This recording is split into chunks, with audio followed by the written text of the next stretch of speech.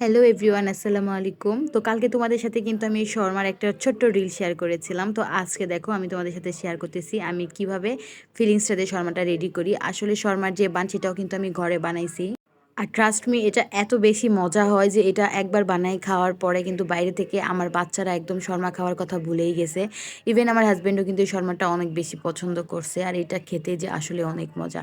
So আমি কিন্তু একদম ইস্ট দিয়ে যেভাবে বানটা রেডি করে সেভাবে বানটা রেডি করে মিওনিজটাও কিন্তু আমি ঘরে বানাইছি। আর এটা কিন্তু খুব হেলদি একটা মিওনিজ, কাঁচা ডিমের নয়, সেদ্ধ ডিম দিয়ে মিওনিজটা বানাইছি। কিন্তু সসটা এখনও আমি বানানো হয়ে ওঠে না, ইনশাল্লাহ এবার টমেটো সিজনে আমি সসটা বানিয়ে নিব। তো আমার ছেলে যেহেতু শসা গাজর বা কোনো রকম কিছু ভেজিটেবলসই খায় না শর্মার মধ্যে দিয়ে, তো তার জন্য শুধু ওকে আমি মিওনিজ আর সস দিয়ে একটু কিছুটা চিকেন দিয়ে শর্মাটা রোল করে দিছি। আর বাসায় যেহেতু খাবো তার জন্য আর এক্সট্রা করে বেকিং পেপার অথবা টিস্যুতে মোড়ায় দেই নাই, যেহেতু আমরা বাসাতেই খাবো হাত দিয়ে।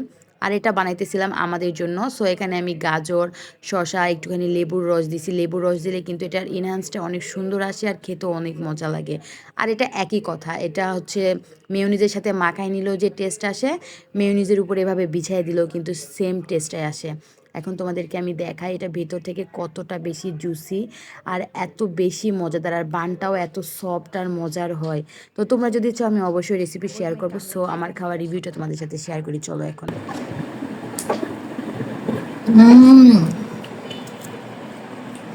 অস্থির হয়েছে, আলহামদুলিল্লাহ খুব মজা হয়েছে।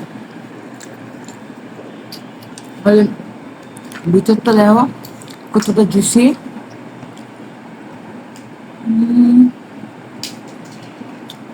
অনেক বেশি মজা।